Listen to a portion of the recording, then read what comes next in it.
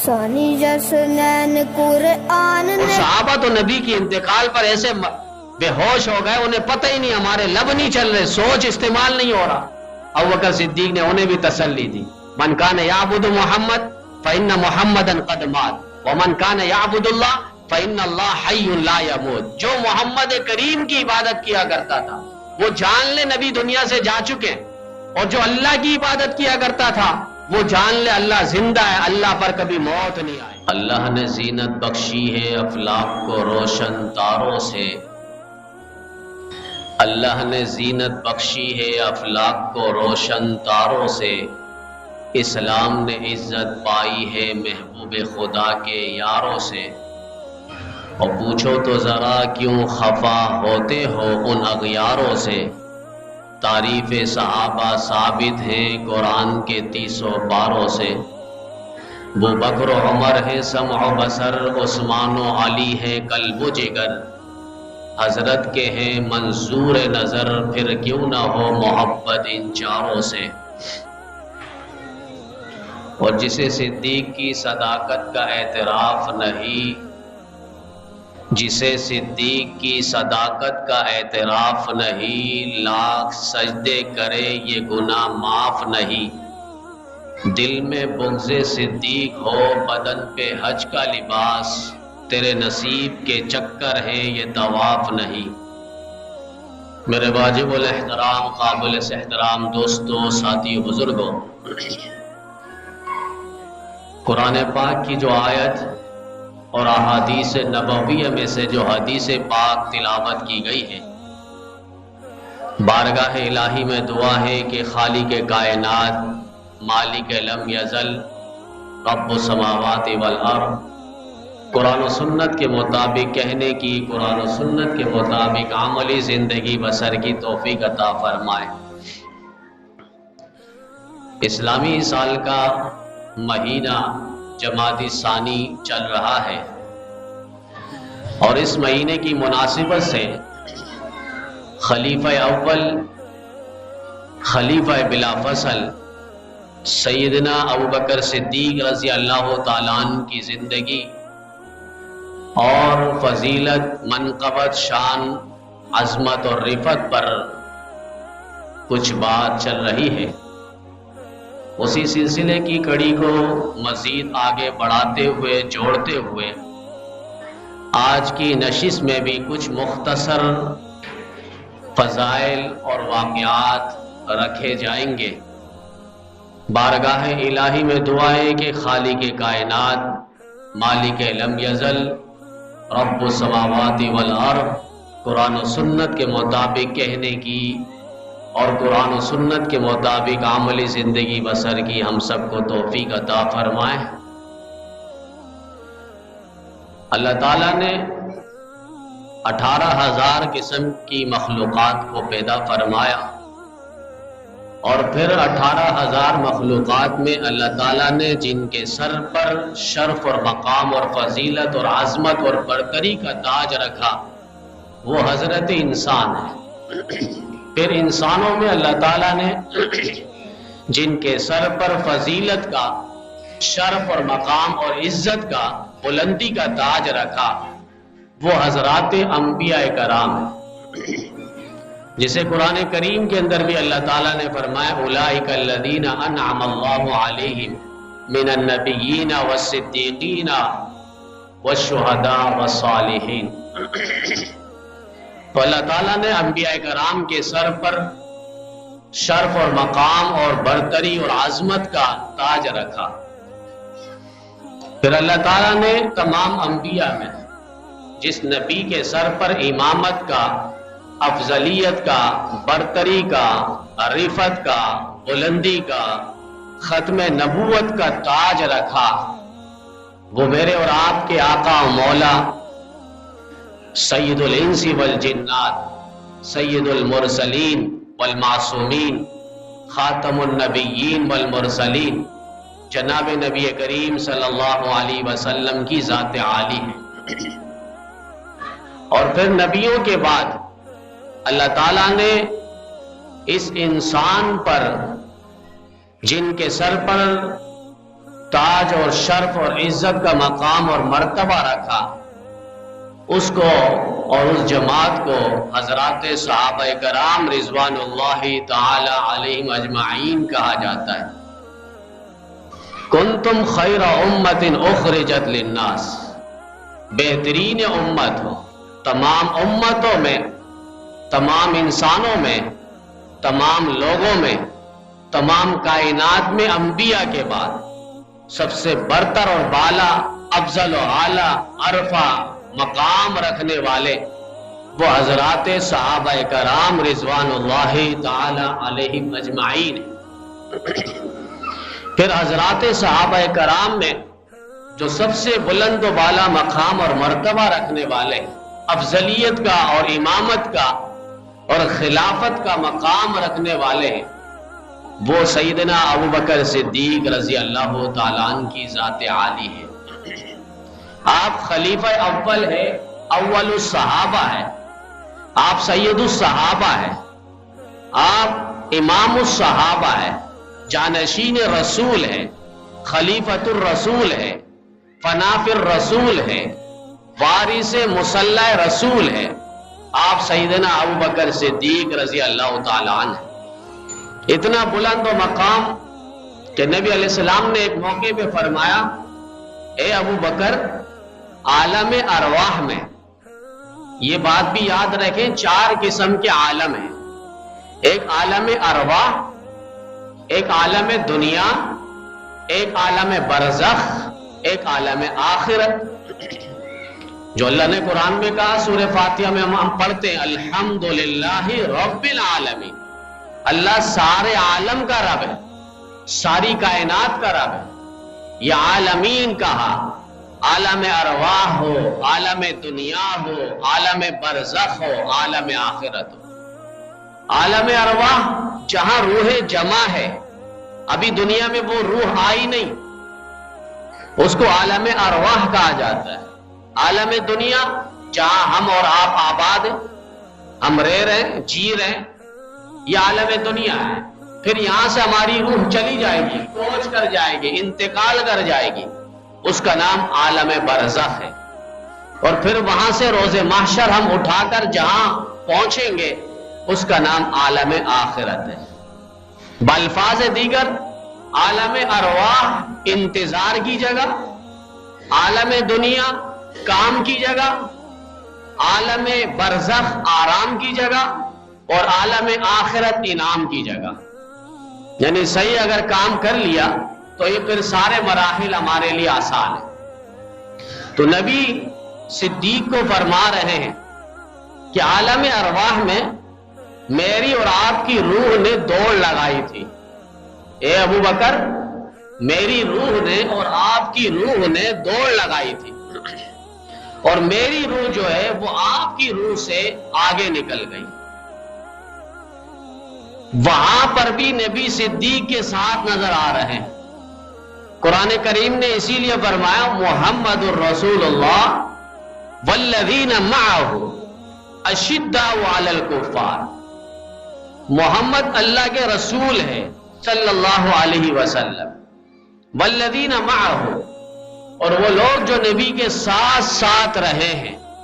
معیت سے مراد علماء فرماتے ہیں حضرت ابوبکر صدیق رضی اللہ تعالیٰ عنہ۔ اشداء علی الکفار، اس سے علماء فرماتے ہیں جو کفاروں پر سخت ہے، ننگی اور شمشیر بے نیام ہے، وہ حضرت عمر فاروق رضی اللہ تعالیٰ عنہ۔ رحماء بینہم سے مراد جو آپس میں رحم دل تھے، وہ حضرت عثمان بن عفان رضی اللہ تعالیٰ عنہ۔ تراہم رکعا سجدا یبتغون فضلا من اللہ ورضوانا، اس سے مراد حضرت علی المرتضی شیر خدا رضی اللہ تعالیٰ عنہ۔ قرآن کریم کی بے شمار آیتوں میں آپ دیکھیں گے خلافت کی ایک ترتیب رہی ہے۔ خلافت کی، نبی کے بعد خلافت کے منصب پر، امامت کے منصب پر سنبھالنے والے جو لوگ آئے ہیں، اس کی ایک ترتیب رہی ہے، اور باقاعدہ صحابہ کا اجماع بھی رہا ہے۔ اور سب سے پہلے خلافت پہ آنے والے حضرت ابوبکر صدیق رضی اللہ تعالیٰ عنہ، جسے شیخ الاسلام امام ابن تیمیہ رحمۃ اللہ علیہ نے اپنی ایک کتاب العقیدۃ الواسطیہ لابن تیمیہ کے اندر انہوں نے ذکر فرمایا، اور ایک بہت بڑا ایک منصب ہے، مقام ہے، خلافت کی ایک ترتیب ہے۔ وہ فرماتے ہیں انہم یؤمنون ان الخلیفۃ بعد رسول اللہ صلی اللہ علیہ وسلم ابو بکر و عمر و عثمان ثم علی ومن طعن فی خلافت احد من ہؤلاء فہو اضل من حمار اہلہ، کہ نبی کے بعد خلافت کی کرسی اور منصب پر عہدے پر آنے والے، باغ دوڑ سنبھالنے والے، امت کی بوجھ کو کندھے پر اٹھا کر لے کر چلنے والے، صحابہ کو تسلی و تشفی دینے والے اور ان کو صحیح راستے پر لگانے والے حضرت سیدنا ابوبکر صدیق رضی اللہ تعالیٰ عنہ، ان کے بعد حضرت عمر فاروق، پھر اس کے بعد حضرت عثمان ہے، پھر علی ہے۔ فرمایا جو اس خلافت کی ترتیب کو بالترتیب نہ مانے وہ گھریلو گدھے سے بھی بدتر اور ارذل ہے۔ یہ شیخ الاسلام امام ابن تیمیہ رحمۃ اللہ علیہ سنی مسلمان اہل سنت والجماعت کا متفقہ مسلمہ عقیدہ اور نظریے کا وہ ذکر فرما رہے ہیں۔ تو سیدنا ابوبکر صدیق رضی اللہ تعالیٰ عنہ کا مقام اور مرتبہ بہت بلند ہے، دین اسلام پر ان کی بڑی خدمات رہی ہے، خود تو خود پورے گھرانہ نبی علیہ السلام کے ساتھ ساتھ رہے ہیں ہر موقع پہ، جسے قرآن نے خود کہہ دیا والذین معہ، سفر ہو سفر میں ساتھ، حضر ہو حضر میں ساتھ، امن ہو امن میں ساتھ، جنگ ہو جنگ میں ساتھ، خوشی میں ہو ابوبکر ساتھ، غمی ہو ابوبکر ساتھ، عبادت ہو ابوبکر ساتھ، مسجد نبوی ہو، نماز ہو ابوبکر ساتھ، جہاد ہو ابوبکر ساتھ، سفر ہو وہاں ساتھ، یہاں تک کہ قبر میں بھی ساتھ سیدنا ابوبکر صدیق رضی اللہ تعالیٰ عنہ۔ ایک موقع پہ اپنی تمنا ذکر کی حضرت سیدنا ابوبکر صدیق رضی اللہ تعالیٰ عنہ، فرمایا حبب الی من الدنیا ثلاث، مجھے تین چیزیں دنیا میں پسند ہیں، کہ میری نگاہ ہو سامنے چہرہ مصطفیٰ ہو، میری آنکھیں ہو چہرہ مصطفیٰ ہو۔ اللہ نے یہ تمنا پوری فرما دی۔ کتنی تکلیفیں آئی ہیں ان کے اوپر۔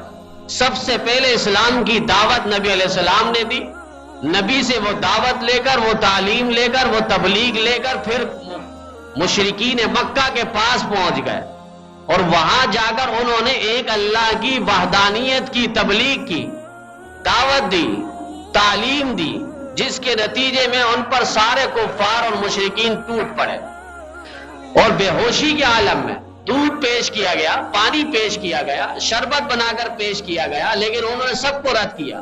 ہوش پہ آنے کے بعد انہوں نے کہا کہ پہلے یہ بتلاؤ میرے محبوب کا کیا حال ہے۔ علماء فرماتے فنا فر رسول تھے، فنا فر رسول تھے، اٹھتے جاگتے ہر وقت نبی علیہ السلام کا تصور لیے پھرتے تھے۔ فرمایا کہ میری نظر ہو چہرہ مصطفیٰ ہو، میرے مال ہو آقا کی ذات پر قربان ہو، میری بیٹی ہو نبی کی حرم بنے، عزت بنے، لباس بنے، ناموس بنے، آبرو بنے۔ اللہ نے ساری تمنا صدیق کی پوری کر دی۔ ایک ہجرت کا واقعہ ہے، ہم صرف اسے سرسری پڑھتے ہیں اور سنتے ہیں کہ ہجرت کا واقعہ 13 سال مسلمان اور صحابہ مکہ میں ظلم و ستم کا نشانہ بنے رہے، نبی کو ستایا گیا، صحابہ کو اہل ایمان کو تڑپایا گیا، زنیرہ کی آنکھیں نکال دی گئی، ابو فقیہ کی پسلیاں توڑ دی گئی۔ چلتے چلتے صحابہ کرام پر وہ ظلم و ستم کے نشانے بنائے گئے کہ خباب کو چلتے انگاروں پہ جلایا گیا، خبیب کو تختہ دار پہ لٹکایا گیا۔ یہ سارا ظلم مکہ کی دھرتی پر ہو رہا تھا، یکا یک اللہ کا حکم ہوا کہ مکہ چھوڑ کر آپ نے اب مدینہ کی طرف جانا ہے۔ نبی نے صحابہ کو کہہ دیا مکہ چھوڑ کر مدینہ آباد ہو جاؤ۔ نبی علیہ السلام ابھی نکلے نہیں، صحابہ نکل گئے حکم ملتے ہی۔ اب نبی جائیں گے کب؟ صدیق پوچھ رہے ہیں میں چلے جاؤں؟ کہا نہیں، اللہ کا حکم آنے والا ہے، اس کے بعد ہم یہاں سے نکلیں گے۔ حضرت ابوبکر صدیق رضی اللہ تعالیٰ عنہ فرمانے لگے اس دن کے بعد میں کبھی سویا نہیں. ایسا نہ ہو کہ رات کو نبی علیہ السلام آ جائے اور مجھے بلوائے اور نبی علیہ السلام کا پیغام آ جائے ہجرت کے لیے نکلنا ہے, مکہ چھوڑنا ہے, مدینہ آباد ہونا ہے.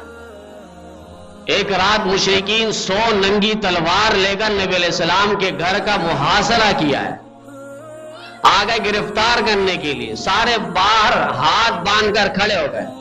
نبی علیہ السلام کو اللہ تعالیٰ نے بذریعہ وحی بتلا دی, آپ نکلے.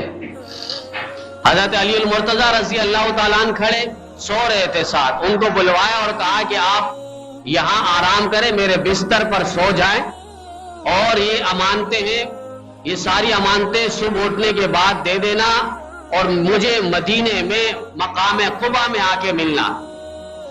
اس کے بعد وہ چلے گئے. نبی علیہ السلام نکل پڑے.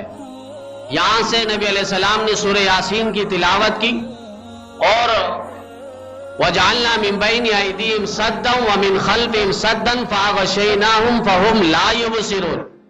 اس آیت پہ پہنچ کے نبی علیہ السلام نے مٹی اٹھائی اور ان کفاروں کی طرف پھینک دی, اور مٹی ساری کی ساری ان کی آنکھوں پہ گئی, اور وہ آنکھ ملتے رہ گئے. نبی علیہ السلام ان کے درمیان سے نکل گئے. اللہ تعالیٰ نے نبی علیہ السلام کو نکالوایا, اور وہاں سے نبی علیہ السلام ابو بکر صدیق رضی اللہ تعالیٰ عنہ کے در پہ پہنچے. دستک ہوئی, ابو بکر نے دروازہ کھولا, دیکھ کر حیران رہ گا. کہا کہ آپ حکم فرما دیتے, آپ بلا دیتے. اب دیکھیں ساری دنیا نبی کے دروازے پر. صہیب روم سے نکلے نبی علیہ السلام کے دروازے پر, بلال حبشہ سے نکلے نبی علیہ السلام کے دروازے پر, صحابہ اپنے اپنے علاقے سے قبائل سے نکلے نبی علیہ السلام کے دروازے پر, یہاں تک کہ اللہ تعالیٰ کا قرآن عرش سے اتر کر نبی کے دروازے پر, جبریل وہاں سے تمام ملائکہ نوریوں کا سردار وہاں سے نبی علیہ السلام کے دروازے پر, اور آج نبی جس کے دروازے پر جا رہے ہیں اسی کو خلیفہ بلا فصل سیدنا ابو بکر صدیق رضی اللہ تعالیٰ عنہ کہا جاتا ہے. بڑا مقام اور مرتبہ ہے. ہم نے صرف ایک باغ فتح پر اور خیبر پر ان کو اچھالا ہے, اور معاذ اللہ استغفر اللہ حضرت سیدنا ابو بکر صدیق رضی اللہ تعالیٰ عنہ کی ذات پر انگلی اٹھائی ہے. یہ اپنی نئی نسل کو اور اپنے ایمان کو اور اسلام کو ایک لحاظ سے ہم تباہ برباد کر رہے ہیں. اتنی اونچی شخصیت پر اللہ تعالیٰ نے اپنے نبی کے جسم پر کبھی مکھی تک بیٹھنے نہیں دی. اگر صدیق پر عیب ہوتا, آج مصلی صدیق کے حوالے نہ ہوتا, پھر نبی علیہ السلام کی قبر کے ساتھ ابو بکر صدیق کی قبر نہ بنتی. یہ لوگ بڑے عظیم تر لوگ تھے. والد اور بیٹا, باپ تو بیٹے کو کہہ سکتا ہے, اس کو حق ہے. کسی نے خبر دے دی آپ کا جو یہ بیٹا ہے ابو بکر, یہ اپنے مال پیسے خرچ کر کے غلاموں کو آزاد کر رہا ہے, اور وہ غلام جو بالکل نہتے کمزور ہے, ناتوا ہے, کچھ کر نہیں سکتے, طاقتور بھی نہیں ہے. والد نے بلوایا, ابو بکر یہ کیا کر رہے ہو, پیسے کہاں لگا رہے ہو, کیا کر رہے ہو, غلاموں کو آزاد کر رہے ہو, کمزوروں کو آزاد کر رہے ہو, ناتوا کو آزاد کر رہے ہو. ایسا ہو کوئی طاقتور ہو جو آپ کی بات میں مدد بھی کر سکے, اسے آزاد کرو جس سے آپ کو کوئی فائدہ بھی ہو. جبکہ ابو بکر صدیق اسلام کی خاطر ان کو آزاد فرما رہے تھے. بس والد نے یہ کہہ دیا آپ اس طرح کیوں کر رہے ہو, اللہ کو جلال آ گیا, فوراً قرآن کی آیت اتاری. میں اسی لیے کہا کرتا ہوں یہ کوئی ہم تاریخ نہیں پڑھ رہے, ہم کوئی ڈائجسٹ اور ناول نہیں پڑھ رہے, میں کوئی جنگ اخبار کی بات نہیں کر رہا ہوں, یہ قرآن کریم کی بات کر رہا ہوں. اور اما پارا, آخری پارا, جس کے اندر سورۃ اللیل کے اندر اللہ نے اسی کو ذکر فرمایا, وَسَيُجَنَّبُهَا الْأَتْقَى الَّذِي يُؤْتِي مَالَهُ يَتَزَكَّى وَمَا لِأَحَدٍ عِندَهُ مِن نِّعْمَةٍ تُجْزَى إِلَّا ابْتِغَاءَ وَجْهِ رَبِّهِ الْأَعْلَى وَلَسَوْفَ يَرْضَى. یہ تو جہنم سے آزاد پیدا کیا گیا ہے, اور یہ اپنا مال جو خرچ کر رہا ہے یہ صرف اپنے مال کو پاک کرنے کے لیے, اپنے آپ کو پاک اور صاف کرنے کے لیے, اللہ کی خوشنودی حاصل کرنے کے لیے, رضا الہی حاصل کرنے کے لیے. یہ کسی کو دکھلاوے کے لیے نہیں, جاؤ جلال اور شہرت اور حشمت اور عزت حاصل کرنے کے لیے نہیں, دکھلاوے کے لیے نہیں کہ تو کوئی طاقتور کے غلام کو آزاد کروں گا, کل میرے لڑائی میں یہ میرا کام آ جائے, میرا مددگار ثابت ہو, اس لیے نہیں. الا ابتغاء وجہ ربہ الاعلی ولسوف یرضی. یہ دو جملے ہیں، وَلَا سَوْفَ يَرْضَىٰ، اللہ نے ایک ابو بکر صدیق کے لیے کہا، اسی کے نیچے آپ دوسری صورت دیکھیں گے وَلَا سَوْفَ يُعْتِيكَ رَبُّكَ فَتَرْضَىٰ۔ اس آیت پہ ایک لمبا واقعہ اور ایک لمبی حدیث ہے، انشاءاللہ اس کو کسی موقع پہ رکھیں گے۔ اور نبی علیہ السلام کو اللہ نے فرمایا وَلَا سَوْفَ يُعْتِيكَ رَبُّكَ فَتَرْضَىٰ، اللہ آپ کو وہ دے گا قیامت کے دن کہ آپ راضی ہو جاؤ گے۔ یہ اللہ کے نبی کو اللہ فرما رہے ہیں، اور صدیق کو کیا فرمایا وَلَا سَوْفَ يَرْضَىٰ، ان قریب آپ کو بھی اللہ وہ دے گا کہ آپ بھی راضی ہو جاؤ گے۔ یہ ابو بکر صدیق رضی اللہ تعالیٰ، ہجرت کی رات ہے، فرمایا کہ آقا اب مجھے اشارہ فرما دیتے، میں حکم فرما دیتے، میں چہرے کے بل اور سر کے بل آپ کے قدموں میں حاضر ہو جاتا۔ کہا اللہ کا حکم ہے، نکلنا ہے، نکل پڑے درم و دینار لے کر۔ آج لوگ کہتے ہیں خلافت کے لیے ابو بکر صدیق نے، خلافت کو غصب کرنے کے لیے ابو بکر صدیق نے یہ سارا نبی کے ساتھ ساتھ رہے۔ ایسے دشمنان اسلام بھی پیدا ہوئے، جبکہ ابو بکر اسلام لا رہے ہیں 45,000 دینار نبی کے قدموں میں دامنوں پہ قربان کر دیے، اور آج بھی ہجرت کی رات جا رہے ہیں، گھر پہ کچھ بچایا نہیں، سب کچھ اپنے تھیلی پہ لے کر نکل پڑے۔ بیٹیاں بھی تربیت یافتہ تھی، بیٹیوں سے جب باپ نے پوچھا، ابو قحافہ نے پوچھا کچھ گھر پہ رکھ کر بھی گئے ہیں تمہارے والد نے؟ کہا کہ وہ رکھ کر گئے ہیں، تھیلی کے اندر پتھر ڈال کے ان کے سامنے پیش کر دیے، وہ نابینا ہو گئے تھے آخری عمر میں، اور انہیں ہاتھ لگایا کہ اچھا ٹھیک ہے۔ ایسی تربیت یافتہ بیٹیاں تھی، رازدار بیٹیاں تھی۔ ابو بکر صدیق نکل پڑے، غار پر پہنچے، لمبا واقعہ ہے، بیٹا بھی یہاں سے لگا ہوا ہے، دن بھر کی خبریں نبی علیہ السلام اور صدیق اکبر کو دے رہے آ کر۔ غلام عامر بن فہیرہ بھی وہ بکریاں لے کر دودھ نکلوا کر نبی علیہ السلام اور صدیق کو پیش کر رہے ہیں۔ بیٹی کھانا پکا کر، روٹی پکا کر وہاں پر پہنچا رہی ہے۔ یہاں سے یہ لوگ مشرکین پریشان ہو گئے، یہ کیا معاملہ ہے؟ ابو بکر یہاں پہ تو نبی ہے ہی نہیں گھر پہ۔ ابو جہل پریشان، عتبہ شیبہ ولید پلید سارے پریشان ہو گئے۔ دیکھا کہ چادر ہٹا کر یہ تو علی سو رہے ہیں، علی کہاں ہے؟ کہاں چلے گئے؟ کہاں چلے گئے؟ جہاں جانا تھا۔ کہاں جانا تھا؟ جہاں چلے گئے۔ اب یہ جواب سن کے وہ ہکا بکا ہو گئے، پریشان ہو گئے، علی سے بھی کوئی بات کر سکتا ہے؟ علی تو علی ہے، حق کا ولی ہے، بات کرنے آئے علی سے، شیر خدا سے، اسد اللہ الغالب سے بات کرنے کے لیے آیا۔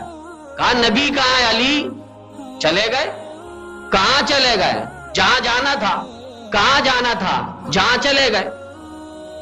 یہ علی کا جواب سن کر سٹ پٹا گئے، نکل پڑے۔ وہ کھانا خراب ہو گیا، ہم 100 قبائل کے سردار یہاں کھڑے ہیں، جس کو گرفتار کرنے کے لیے وہ تو نکل پڑے، اب کیا کرنا ہے؟ در صدیق پہنچو۔ اگر ایک ہی یار اس کا یہاں ہے، اگر نبی کسی کے در پر جائیں گے تو وہ صدیق کے گھر پر ہی جائیں گے، کہیں اور نہیں جائیں گے۔ اس دور کے کافر کو بھی یقین تھا کہ نبی اگر ملیں گے تو صدیق کے پاس ملیں گے، لیکن آج کا ایسا بدترین کافر ہے جسے پتہ ہی نہیں ہے، جسے یہ پتہ ہی نہیں ہے، وہ نبی اور صدیق کو جدا کرنا چاہتا ہے۔ ایسے لوگ بھی گئے، آپ کے شاید علم میں نہیں، روضہ اقدس کے سامنے نبی علیہ السلام کی قبر مبارک کے سامنے جا کر اس نے تھوکا تھا کہ نبی کے ساتھ یہ صدیق کیوں سو رہا ہے، یہ عمر کیوں سو رہے ہیں۔ یہ آج کی بات نہیں۔ دہیہ کلبی رضی اللہ تعالیٰ نے، ایک صحابی ہے، وہ نبی علیہ السلام کے سفیر رہے ہیں، دعوتی حکم پہنچانے کے لیے بڑے بڑے بادشاہان سے ملتے تھے۔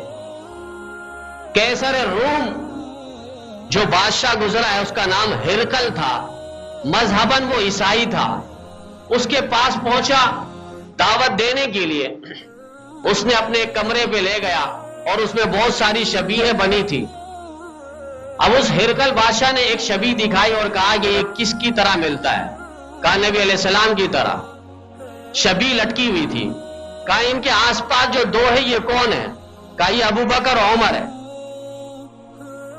اور اس کے بعد ہرقل بادشاہ نے کیا کہا کہ یہ دو بزرگوں کی مدد سے نبی علیہ السلام دین کا پیغام آگے تک پہنچائیں گے۔ مذہباً عیسائی ہے، ابو بکر اور عمر کو کس حد تک اس نے ترجیح دی؟ دنیا میں وزیر ہے ابو بکر و عمر ہے، جانشین رسول ہیں ابو بکر و عمر. وہاں روزہ رسول پہ جا کر اس نے تھوکا، گورنمنٹ نے اس کو ہٹایا. دشمن جب بھی پاگل ہوتا ہے وہ دو ہی کام کرتا ہے، یا تو آپ کو گالی دے گا یا پھر وہ تھوکے گا. نبی اور صحابہ کا دشمن بھی یہی کر رہا ہے. قرآن میں بہت بہترین اشارہ حضرت مولانا فیض ذوالفقار احمد نقشبندی صاحب فرمانے لگے اپنے بیان پہ کہ اللہ تعالیٰ نے ایک خلیفہ بنایا ہے جس کا نام آدم ہے. وَإِذْ قَالَ رَبُّكَ لِلْمَلَائِكَةِ إِنِّي جَاعِلٌ فِي الْأَرْضِ خلیفہ، پہلے پارے میں اللہ نے خلیفہ بنائے، نائب بنایا، جانشین بنایا آدم علیہ السلام کو. اور یہاں نبی علیہ السلام دنیا سے جا رہے ہیں، خلیفہ بنایا ابو بکر صدیق کو. وہاں آدم کو اللہ نے خلیفہ بنایا اور فرمایا کہ اے لوگوں، فرشتوں، جناتوں، سب سجدہ کرو آدم کو. اسجدوا لآدم، سارے سجدہ کرو. وہاں ابلیس نے سجدہ نہیں کیا، فرشتوں نے سجدہ کر لیا. ابا واستکبر وکان من الکافرین. قرآن میں اللہ نے فرمایا اس نے انکار کیا. یہاں نبی علیہ السلام نے فرمایا مرو ابا بکر فلیصلی بالناس، ابو بکر سے کہو نماز پڑھائے. ابو بکر نماز پڑھانے کے لیے مصلی پہ 17 نمازیں انہوں نے پڑھائی ہیں. تو وہاں اللہ نے خلیفہ بنایا آدم علیہ السلام کو، اور یہاں نبی نے خلیفہ بنایا ابو بکر صدیق کو. وہاں سارے سجدہ کرنے پیچھے گر گئے، جنات کے علاوہ، ابلیس کے علاوہ جنہوں نے انکار کیا. یہاں ابو بکر صدیق کو بھی سب مان لیے، لیکن کچھ ہے جنہوں نے نہیں مانا. وہاں آدم کو جس نے انکار کیا اس کا نام بھی شین سے آتا ہے، اور یہاں ابو بکر صدیق کی صداقت اور خلافت اور امامت کا جس نے انکار کیا اس کا نام بھی شروع میں شین سے آتا ہے. اور وہاں اللہ تعالیٰ نے شیطان کو جنت سے نکالا، فخرج منہا فإنک رجیم، قرآن کی آیت ہے. اور یہاں روزہ رسول پہ پھر ایسے شیطانوں کو بھی گورنمنٹ نے باہر نکالا ہے جو ابو بکر صدیق رضی اللہ تعالیٰ عنہ کی خلافت اور مقام اور امامت کو نہ مانے. ہجرت کی رات ہے اور یہاں نبی علیہ السلام صدیق کے ساتھ ساتھ غار ثور پر جا رہے ہیں. بلند ترین پہاڑ ہے، اکیلا نوجوان چلا جائے بڑی بات ہے. یہاں صدیق بھی جا رہا ہے اور نبی بھی ساتھ ساتھ جا رہے ہیں. ایک مقام آیا، نبی علیہ السلام کے پاؤں سے خون رسنے لگا، نوکیلی پتھر ہے، کنکر ہے. ابو بکر صدیق سے رہا نہ گیا، کہا آقا میرے قدموں میں آپ سوار ہو جائے. اب دیکھیں نبوت کا بوجھ ابو بکر صدیق اٹھا رہے ہیں، کوئی معمولی بات نہیں ہے.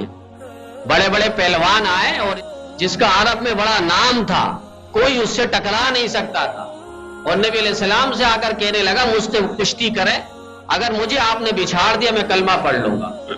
نبی علیہ السلام نے یہ کام بھی کیا ہے، دعوت کے لیے یہ کام، اور انہیں ایسا پکڑا، بس پکڑتے ساتھ وہ خود بخود ڈھیر ہو گیا زمین پہ. وہ پریشان ہوا یہ کیا معاملہ ہے. پھر آیا، کہا کہ نہیں مجھ سے غلطی ہو گئی، مجھے دوبارہ آپ کشتی کریں. نبی علیہ السلام نے پکڑا، جبریل نے پیچھے سے گھسا مارا، پھر وہ شخص گر گیا. تیسرے موقع پہ اس نے پھر کہا کہ آپ میرے ساتھ پھر کشتی کریں. نبی علیہ السلام نے پھر بھی چھاڑ دیا، بالآخر وہ کلمہ پڑھ لیا. اب آپ دیکھیں اتنا 4000 طاقت ایک نبی کے اندر ہوا کرتی ہے. اور صدیق نبی علیہ السلام کے بوجھ کو اٹھا کر غار ثور میں پہنچ رہے ہیں. صفائی ہوئی اس کے بعد صدیق اندر پہنچے. یہ تو واقعہ ہم صرف سنتے رہتے ہیں، لیکن اس کے اندر سے جو مغز ہے وہ ہم سمجھنے کی کوشش نہیں کرتے. کہ نبی علیہ السلام نے صدیق علی کو اپنے بستر پہ لٹایا اور نکل رہے ہیں صدیق اکبر کے ساتھ، بتلا رہے ہیں کل کیسا نہ ہو کل کوئی اٹھے اور وہ کہے کہ اگر علی ساتھ ہوتے تو پھر کہہ دیتے کہ نبی کو تو علی نے بچایا. اسی لیے تو ہم علی کو مشکل کشا کہتے ہیں، حاجت روا کہتے ہیں، مددگار کہتے ہیں. اس لیے نبی نے فرمایا علی آپ یہاں سو جائے، آپ یہاں سو جائے. اور اس دن علی نے جو مزے کی نیند سوئی اس سے پہلے کبھی بھی نہیں سویا. وہ کہتے ہیں ہر رات میں اس فکر میں سوتا کہ ایسا نہ ہو میری نیند پر میری موت آ جائے، میں دنیا سے چلا جاؤں. لیکن آج میں بڑا فکر مند بغیر کسی فکر کے میں سو رہا تھا. کیوں؟ نبی کہہ گئے کہ مجھے مقام قبا میں آ کے آپ نے ملنا ہے. تو آج میں پوری رات چاہے 100 نہیں 1000 تلوار ہو دشمنوں کا علی ویسے ہی بے فکر ہو کے سوتا رہے گا، علی کو کوئی بگاڑ نہیں سکتا۔ وہاں صدیق ان کی بیٹی اسما بنت عمیس کے پاس، وہ کفار بڑے بڑے پہنچ گئے، بیٹی سے پوچھا، انہوں نے کہا کہ مجھے پتا ہے، بتاؤں گی نہیں۔ صدیق کی بیٹی ہے نا، صدیق نے بھی تصدیق کیا تھا، ایسا نہ ہو کہ صدیق کی بیٹی کچھ اور بول دے، کل دشمن پھر پیدا ہو جائے اور کہے کہ صدیق تو سچا تھا لیکن اس کی بیٹی جھوٹ بولتی تھی۔ ببانگے دول کہہ دیا کہ پتا ہے بتاؤں گی نہیں، چماٹ اور تماچا دے مارا۔ حضرت اسما بنت عمیس گر گئی اور ان کے پیشانی سے خون رسنے لگا۔ نبی علیہ السلام اور صدیق کے پاس کھانا لپیٹ کر لے کر وہ بچی چلی گئی۔ اب آپ ذرا دل پر ہاتھ رکھیں، کیا ہم نے دین کے لیے اتنی قربانیاں دی ہیں؟ بیٹیاں تو چھوڑیں، ہم نے خود اپنے چہرے پر، اپنے جسم پر یہ برداشت کیا ہے، کبھی ہمیں دین کے لیے اتنی آزمائش کا سامنا کرنا پڑا ہے؟ یہ کیسے گھرانے تھے؟ ابو بکر صدیق نے دیکھا آج بیٹی سر پر رومال اور کپڑا باندھ کر آئی ہے، کہا بیٹی کیا ہوا؟ کچھ نہیں بتا رہی۔ کہا کھانا ہے۔ کہا کھانا تو ہے لیکن آپ نے سر میں کپڑا باندھا ہوا، خیر تو ہے؟ چہرہ سوزا ہوا نظر آ رہا ہے۔ کہا کہ اس طرح لوگ آئے تھے اور انہوں نے یہ پوچھا تو میں نے یہ کہا۔ پھر کیا ہوا؟ چہرے سے کپڑا ہٹاؤ۔ دیکھا نبی علیہ السلام نے چہرے سے خون رس رہا ہے۔ اس وقت نبی علیہ السلام نے فرمایا رحم اللہ علیکہ یا ابا بکر، اے ابو بکر اللہ آپ پر رحم فرمائے۔ اتنی قربانیاں کہ خود تو خود قربانیاں دے رہے ہیں، بچیاں بھی گھر کی قربانیاں اس حد تک دے رہی ہے کہ خون چہرے سے رس رہا ہے، اور ابو بکر صدیق رضی اللہ تعالیٰ عنہ کی آنکھوں پہ آنسو جاری ہو گئے کہ میری بیٹی قربانیاں دے چکی ہے۔ یہ وہ لوگ تھے کہ منافقین نے الزام لگایا حضرت عائشہ پر، اور حضرت عائشہ کی برات پر، تطہیر پر، پاکی پر، صفائی پر، گواہی پر اللہ نے عرش سے بولا ہے یہ سارے منافقین جھوٹ ہے۔ سبحانک ھذا بہتان عظیم، یہ بہت بڑا الزام ماں کی عزت پر لگا ہے۔ اللہ تعالیٰ نے خود اس کی صفائی قرآن کریم میں سورۃ النور پہ 18 آیتوں پہ اللہ نے بیان کیا ہے۔ یہ گھرانے بڑا پاکیزہ رہے ہیں، جانثاری اور وفاداری اگر کسی کو سیکھنی ہے تو ان گھرانوں سے سیکھے۔ آج غار سور کے اندر پہنچ گئے، اللہ نے کہا ہو ابو بکر وہ تمنا پوری کر لو، آج غار ہے اور آپ یار ہو بس۔ ابو بکر صدیق نظریں جما کر نبی علیہ السلام کو دیکھتے رہے۔ ایک موقع پہ حضرت عائشہ نے پوچھ لیا، نبی علیہ السلام کا سر مبارک عائشہ کی گود میں تھا، چاندنی رات تھی، اور نبی علیہ السلام سے فرمایا کہ ان جگمگ ستاروں سے زیادہ نیکیاں کس کی ہے؟ لاکھوں اربوں کروڑوں ستارے ان گنت بے شمار ہے۔ تو نبی علیہ السلام نے فرمایا عمر کی نیکیاں ہے، ستاروں کے برابر عمر کی نیکیاں ہے۔ حضرت عائشہ خاموش ہو گئی۔ نبی علیہ السلام نے چہرہ پڑھ لیا، کہا آپ چاہ رہے تھے کہ آپ کے والد صاحب کا نام آئے؟ کہا جی ہاں۔ کہا آپ نے ستاروں کے برابر کہا تھا عائشہ، آپ نے یہ نہیں کہا تھا ستاروں سے زیادہ نیکی ہے کس کی؟ ستاروں سے زیادہ نیکی آپ کے والد گرامی ابو بکر صدیق کی ہے۔ اور ایک موقع پہ تو نبی علیہ السلام نے فرمایا کہ عمر کی ساری زندگی کی نیکیاں ابو بکر کی 3 رات غار کے اندر جو گزری ہے اس کے برابر بھی نہیں ہے۔ حضرت عمر کہا کرتے تھے ابو بکر میری ساری زندگی کی جمع پونجی اور نیکی عبادت لے لو، شب غار مجھے دے دو، اور مرتدین کے خلاف جو تم نے جہاد کیا ہے وہ نیکیاں مجھے دے دو، بڑا فائدے میں رہوں گا۔ لیکن کہاں وہ نیکیاں ملے گی؟ قرآن کریم میں اللہ نے سورہ توبہ کے اندر اس کا ذکر فرمایا، اذ ہما فی الغار اذ یقول لصاحبہ لا تحزن ان اللہ معنا۔ یہ ابو بکر صدیق رضی اللہ تعالیٰ عنہ نبی دنیا سے چلے گئے، صحابہ کو تسلی دی۔ دشمنان یہاں پر بھی بھونکتا ہے اور کہتا ہے کہ نبی جنازہ، نبی کی میت سامنے رکھی ہے اور یہ سارے خلافت کے پیچھے پڑ گئے، نبی کے غسل کا، تدفین کا کوئی یہ سوچ ہی نہیں رہے۔ اب آپ بتائیں تو تدفین کا جو مسئلہ ہوتا ہے وہ ورثاء کا ہوتا ہے یا باہر والوں کا ہوتا ہے؟ جو قریبی لوگ ہیں وہ لوگ غسل دیں گے۔ ابو بکر صدیق مدینے سے کچھ فاصلے پر تھے، فوراً جیسی خبر ہوئی نبی دنیا سے چل بسے، انتقال پر ملال ہوا، وصال شریف ہوا، فوراً واپس آئے اور اجازت لی، حجرے پہ داخل ہوئے اور نبی علیہ السلام کے رخ انور سے چادر ہٹائی اور جبین مبارک کو چوما اور بوسہ دیا اور فرمایا یا وا نبیہ ہو، وا خلیلہ ہو، وا صفیہ ہو، آئے نبی قربان جائے، آئے جگری دوست قربان جائے۔ اور اس کے بعد دیکھا کہ کچھ لوگوں میں یہ باتیں پھیل رہی ہے، انتشار اور ایک فتنے کا اور ایک لحاظ سے اختلاف کی فضا قائم ہونے والی ہے۔ لوگ اپنی لیڈر اور قائد تلاش کر رہے ہیں، خلیفہ کسی کو منتخب کر رہے ہیں۔ فوراً بنو ساعدہ ثقیفہ پہنچے اور وہاں جا کر ابوبکر صدیق نے زوردار تقریر کی، انہوں نے سمجھایا، اور صحابہ تو نبی کی انتقال پر ایسے بے ہوش ہو گئے، انہیں پتہ ہی نہیں، ہمارے لب نہیں چل رہے، سوچ استعمال نہیں ہو رہا۔ ابوبکر صدیق نے انہیں بھی تسلی دی، من کان یعبد محمد فإن محمدا قد مات ومن کان یعبد اللہ فإن اللہ حی لا یموت۔ جو محمد کریم کی عبادت کیا کرتا تھا وہ جان لے نبی دنیا سے جا چکے، اور جو اللہ کی عبادت کیا کرتا تھا وہ جان لے اللہ زندہ ہے، اللہ پر کبھی موت نہیں آئے گی۔ اور جتنے بھی نبی دنیا میں آئے وہ سب جانے کے لیے آئے، کوئی رہنے کے لیے نہیں آئے۔ سارے نبی دنیا سے جا چکے، ہمارے نبی پر بھی موت آئی ہے۔ وہ تسلی دی۔ 2 سال 2 ماہ 11 دن ابوبکر صدیق نے خلافت کی ہے۔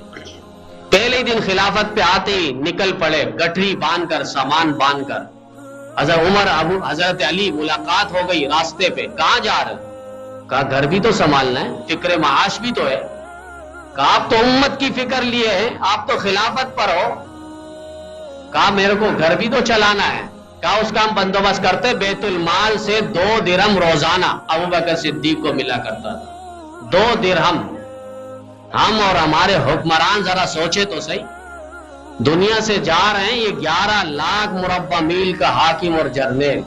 گھر پر وصیت کی، حضرت عائشہ بیٹی سے فرمایا کہ بیٹی مجھے اسی پرانے کپڑے میں دفنا دینا، نئے کپڑوں کا زیادہ حقدار زندے، ان کو پہنا دیا جائے، اور گھر پہ جو چادر رکھی ہے وہ بھی بیت المال میں، ایک باندھی ہے وہ بھی بیت المال میں، ایک غلام ہے وہ بھی بیت المال میں، اور ایک اونٹ چرانے کے لیے ہم نے رکھے ہیں اس کو بھی بیت المال میں۔ یہ کل کائنات صدیق اکبر رضی اللہ تعالیٰ نے حضرت عمر کے پاس بھیج دیا اور کہا کہ اس کو آپ بیت المال میں جمع فرما لیں۔ حضرت عمر دیکھ کر تڑپ گئے اور کہا کہ آنے والے حکمرانوں کے لیے، خلیفوں کے لیے آپ نے ایک لحاظ سے مشکل اور سخت ترین امتحان کے اندر ڈال دیا ہے۔ فوراً اس کی رسید بنائی اور پیسے اپنے جیب سے دی اور کہا کہ یہ سارا سامان آپ اپنے پاس رکھیں۔ عمر نے اپنے ہاں سے پیسے بیت المال میں جمع کر دیا ہے۔ یہ 11 لاکھ مربع میل کا حاکم اور جرنیل حضرت سیدنا ابوبکر صدیق رضی اللہ تعالیٰ عنہ، جس پر اگر باپ بھی انگلی اٹھائے تو اللہ تعالیٰ کو برداشت نہیں۔ اور آج کا ایرا گیرا نتا کھیرا، ہر کس اور ناکس ابوبکر صدیق رضی اللہ تعالیٰ عنہ کی ذات پر انگلی اٹھائے، یہ کہاں برداشت ہوگا؟ قرآن کریم جو آج ہمارے پاس موجود ہے، اس کو جمع کرنے والے سب سے پہلے وہ سیدنا ابوبکر صدیق رضی اللہ تعالیٰ عنہ۔ آج غار پہ نبی علیہ السلام کے ساتھ جو آرام فرما رہے ہیں اور جن کی قبر ہے وہ ابوبکر صدیق رضی اللہ تعالیٰ عنہ ہے۔ مجھ آپ پر اور کل کائنات پر احسان کرنے والے اگر ہے تو سیدنا ابوبکر صدیق رضی اللہ تعالیٰ عنہ۔ قصہ مختصر، ہر دور میں ہر زمانے میں نبی علیہ السلام نے جو ارشاد فرمایا، جنت کے ادھیڑ عمر کے سردار ابو بکر عمر، جنت کے دروازے 8 دروازے، جس میں سے ہر دروازے سے ویلکم کیا جائے گا، خیر مقدم کیا جائے گا اور خوش آمدید کا پیغام ہوگا، آپ ہمارے یہاں سے تشریف لائے، آپ ہمارے یہاں سے تشریف لائے۔ وہ ابو بکر صدیق رضی اللہ تعالیٰ عنہ کی ذات عالی ہے۔ اللہ کے رسول نے فرمایا کہ اللہ تعالیٰ قیامت کے دن ساری مخلوقات پر عام تجلی فرمائیں گے، اور جس پر خاص تجلی فرمائیں گے وہ ابوبکر صدیق رضی اللہ تعالیٰ عنہ۔ اور یہاں تک فرمایا امت میں سب سے پہلے جو شخص جنت پہ داخل ہوگا وہ ابوبکر صدیق رضی اللہ تعالیٰ عنہ ہے۔ اور اللہ تعالیٰ قیامت کے دن جس کو دیکھ کر مسکرا دے، اسی عظیم شخصیت کا نام ابوبکر صدیق رضی اللہ تعالیٰ عنہ ہے۔ غصے میں ہوں گے، جلال میں ہوں گے، اللہ تعالیٰ ہے کوئی مائی کا لال پیش تو کرو حساب کتاب کے لیے، فرمایا کہ ابوبکر صدیق ہے۔ اللہ دیکھ کر مسکرا دیں گے اور کہیں گے یہ تو 100/100 انعام، ہر میدان پہ ہر پرچے پہ 100 میں 100 نمبر حاصل کرنے والا ابوبکر صدیق، اس کا کیا حساب کتاب ہوگا؟ آج استاد بھی غصہ ہونا تو ہم کسی شاگرد کو، ایسے شاگرد کو جو استاد کو غصے کو ٹھنڈا کر دے، ان کے جلال کو جمال میں تبدیل کر دے، اس کو آگے کرنے کی کوشش کرتے. تو نبی علیہ السلام امت میں صحابہ میں ابو بکر صدیق رضی اللہ تعالیٰ عنہ کو قیامت کے دن اللہ کے سامنے پیش کر دیں گے، جس سے اللہ کا غصہ ٹھنڈا ہو جائے گا اور اللہ کا جلال جمال میں تبدیل ہو جائے گا اور اللہ تعالیٰ دیکھ کر مسکرا دیں گے. اسی کا نام سیدنا ابو بکر صدیق رضی اللہ تعالیٰ عنہ. اب ان کے مقام اور ان کی عظمت کو ہم سمجھنے کی کوشش کریں. اور 22 جمادی ثانی جو اتوار کا دن آ رہا ہے، ویسے تو چھٹی ہے ہی، گورنمنٹ چھٹی، لیکن ہم کوشش کریں کہ ہر سال جب بھی ان ایام خلفائے راشدین کے کم از کم خصوصاً ان کے جب ایام آئے، ہم اپنے گھروں میں جہاں تک ہماری حکومت چل رہی ہے ہم وہاں پر ان کی عظمت کے گن گائیں. الیکشن الیکشن الیکشن تو ہوتا رہے گا، آپ ووٹ دے نہ دیں، یہ الیکشن نہیں ہے، یہ سلیکشن ہے. جب وزارت تک الیکشن نہیں سلیکشن ہو رہا ہے تو یہ بلدیات کیا چیز ہے؟ اور اس پہ بھی ڈرامے شروع دن سے، روز اول سے ڈرامے چل رہے ہیں. ہر ایک کو اپنی سیٹ اور کرسی اور عہدہ اور منصب کی لالچ ہے. مجھ اور آپ اور عوام اور پاکستان کے ان باشندیوں کے اور ان باسیوں کے لیے کوئی فکر مند نہیں ہے. مہنگائی سے مہنگائی تر ہو رہی ہے. غریب کا چولہا بجھا ہوا ہے، جل ہی نہیں رہا. مہنگائی ہر اعتبار سے اوپر کی طرف ہے. ہم رونا کہاں تک روئے؟ ہر چیز کے اندر مہنگائی، اور مہنگائی تو الگ طوفان. پیٹرولیم آپ دیکھیں، مہنگائی تو وہاں ہے ہی، لیکن اس کے علاوہ وہ ٹینکی کے اندر جو چوریاں کرتا ہے اس کو کون پکڑے گا؟ بڑے بڑے مرغے ان کے ساتھ ملے ہوئے. اب آپ فوراً بوتل آگے کر دے تو بوتل میں نہیں ڈالے گا. اوپر سے آرڈر نہیں ہے، اوپر سے آرڈر نہیں ہے. اوپر کا نام لے کر رشوت خوری کر رہے ہیں، اور ایک لحاظ سے خیانت اور دغا بازی اور دھوکہ بازی کر رہے ہیں. اور پھر امیر سے امیر تر ہوتا جا رہا ہے. اسے پتہ یہ چیزیں مہنگی ہوگی، اس کو پہلے اسٹاک کر لو. اب آٹے کے ایک طوفان بدتمیزی انہوں نے قائم کی ہے، سب کو معلوم ہے، سارے حکمران. اسی لیے کسی نے کہا تھا انہیں آپس میں لڑاؤ، انہیں مہنگائی کے اندر دھکیل دو، طوفان کے اندر دھکیل دو، اپنی حکومت کرتے رہو. سارے اب وہ آٹے کے پیچھے پڑ گئے، اس کے پیچھے پڑ گئے. ہمارا کوئی لائے عمل نظر نہیں آ رہا، کوئی لائن ہمیں نظر نہیں آ رہا کہ ہمارا کوئی بڑا ہو جو ہمیں صحیح لائن کی طرف لے جائے. وہ بڑا بھی جب بنتا ہے تو بڑا خونخوار درندہ بن جاتا ہے. کسی پر عوام کا اعتماد نظر نہیں آ رہا. لیکن یہ بھی ایک بڑے افسوس کے ساتھ کہنا پڑتا ہے، جہاں سیاسی پارٹی ہوتی سارے وہاں پر بھاگ رہے ہوتے. جیسے گند پڑا ہو، گندگی ہو، نجاست ہو، غلاظت ہو، ساری مکھیاں کس طرح آتی ہیں. ہمیں ایک لایا عمل دیکھنا ہوگا کہ ہمارا مستقبل روشن اور منور کیسا ہو سکے. وہ نہیں تو ہم اپنی چار دیواری تو دیکھیں. ہم ہر سیاست کے پیچھے، ہر سیاسی پارٹیوں کے پیچھے آگے بڑھتے چلے جا رہے ہیں، لیکن مجھ آپ کو ملا کیا؟ یہی ملا 70 سال سے یہ آبادی قائم کو مسمار کر دیا گیا. کوئی پوچھنے والا نہیں، کوئی ایک سیاسی پارٹی آواز لگانے والا نہیں. مہنگائی عروج پر ہے، کوئی ایک سیاسی پارٹی آ کر ہمارا دلداسا اور ہمارا دلدار بننے کے تیار نہیں ہے. ہر اعتبار سے ہمارے پر ظلم و ستم کا ایک نشانہ برپا ہے. پاکستان کو یہ لوگ کہاں لے کر جا رہے ہیں؟ ایک خیر خواہ اوپر سے لے کر نیچے تک ہمیں کہیں نظر نہیں آ رہا. جو خیر خواہ ہوگا وہ کسی نہ کسی صورت پہ آپ کے جیب سے کہیں نہ کہیں رقم نکالنے کے پیچھے ہوگا. یہ مہنگائی کی وجہ سے تو یہ سارے جو ڈاکو نکلے باہر موبائل اور پیسے چھیننے کے چکر پہ. اب یہ بڑے بڑے جو ادارے والے یہ کہاں سو رہے؟ کیا ان کے پاس یہ رپورٹیں نہیں پہنچ رہی؟ وہ نہیں چاہتے امن، وہ نہیں چاہتے ہمیں یہاں رہنے، پھر ہمیں یہاں سے ہجرت کرنے پر مجبور کر دیا جائے نا. ہمیں یہاں سے ہجرت کروا دیا جائے. جس طرح ہم بر صغیر پاک و ہند کے اندر تھے، ہندوستان میں، وہاں سے ہجرت کر کے یہاں پر ہم اسی لیے تو آئے تھے تاکہ ہم ایک شانہ بشانہ ہو کر زندگی بسر کریں، ایک اللہ کی وحدانیت اور رسول اللہ صلی اللہ علیہ وسلم کی سنت اور تعلیمات کے مطابق زندگی سکون کے ساتھ بسر کر سکے. لیکن یہاں آنے کے بعد بھی وہی تاریخ ہم دیکھ رہے ہیں جو ہندو گماشتوں نے ہمارے مسلمانوں کے ساتھ کیا تھا، آج یہاں مسلمانوں کے ساتھ کر رہا ہے. ہمیں ایک لائن دیکھنا ہوگا. بہت ہو چکا یہ بڑے جتنے بھی کم از کم علاقائی کمیٹی اس طرح ممبران ہو جو ہمارے کو ایک لائن اور ایک مقام اور منصب دے.